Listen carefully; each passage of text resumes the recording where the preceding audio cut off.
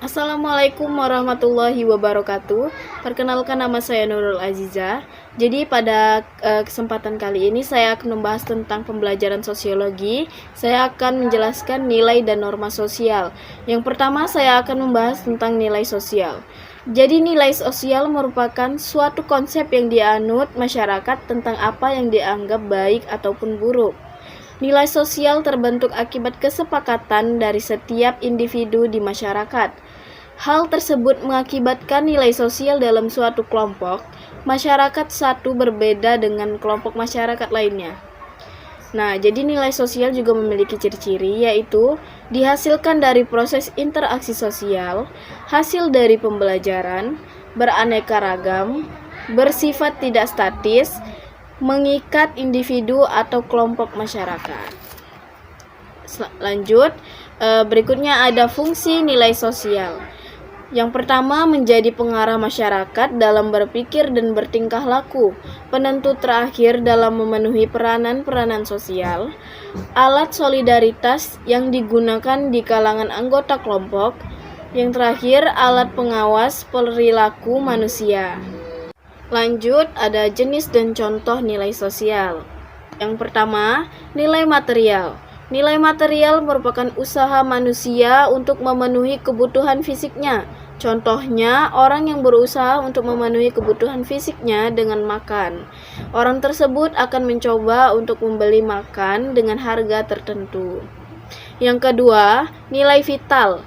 Nilai vital merupakan segala sesuatu yang bermanfaat bagi manusia untuk menjalankan aktivitas dan kegiatan. Contohnya, seseorang yang bekerja menggunakan komputer dengan tujuan memudahkan pekerjaannya untuk memasukkan data. Selanjutnya ada nilai kerohanian. Nilai kerohanian adalah segala sesuatu yang berhubungan dengan kebutuhan rohani manusia. Nilai ini terdiri dari 4 bagian, yaitu nilai kebenaran, nilai keindahan, nilai moral, dan nilai keagamaan. Contoh dari nilai kerohanian ini adalah beribadah. Jadi setelah tadi saya sudah membahas tentang nilai sosial, saya akan masuk ke materi berikutnya tentang norma sosial. Jadi norma sosial adalah kebiasaan umum atau aturan yang menjadi pedoman perilaku yang sudah ada dalam suatu kelompok masyarakat dan memiliki batasan wilayah. Batas norma sosial adalah perilaku yang pantas bagi suatu kelompok masyarakat, sehingga juga dapat disebut sebagai kaidah sosial atau peraturan sosial. Nah, ciri-ciri norma sosial sendiri yaitu dibuat dalam aturan tidak tertulis, disepakati bersama, ditaati bersama, bersifat berubah-ubah, umum dan abstrak. Nah, masuk ke fungsi norma sosial, yaitu sebagai pedoman berperilaku dan kehidupan bermasyarakat. Yang kedua, sebagai media untuk menciptakan ketertiban dan keadilan dalam masyarakat. Yang ketiga, sebagai suatu alat untuk menertibkan dan menstabilkan kehidupan sosial bermasyarakat. Dan yang terakhir, sebagai sarana untuk membantu tercapainya tujuan bersama. Lanjut ke jenis dan contoh norma sosial. Jadi yang pertama ada cara atau usage. Norma cara atau usage adalah jenis yang paling lemah dalam tingkatannya. Biasanya pelanggaran norma ini hanya mendapatkan teguran, contohnya itu membuang sampah sembarangan. Yang kedua ada kebiasaan atau fault ways.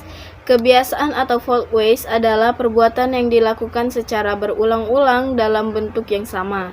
Sanksinya berupa teguran. Contohnya, siswa yang berbicara saat guru sedang menjelaskan di depan. Ketiga, ada norma tata kelakuan atau mores. Norma tata kelakuan atau mores adalah norma yang bersumber kepada filsafat ajaran agama atau ideologi yang dianut oleh masyarakat.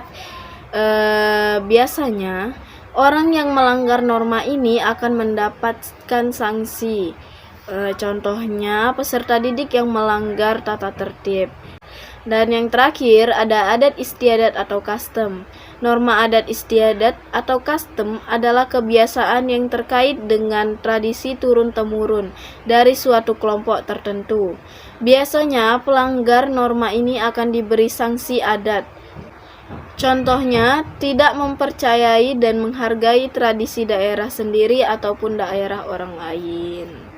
Dengan demikian pembahasan pembelajaran sosiologi tentang materi nilai dan norma sosial. Semoga dapat menambah ilmu untuk kalian, dan lebih dan kurang saya mohon dimaafkan.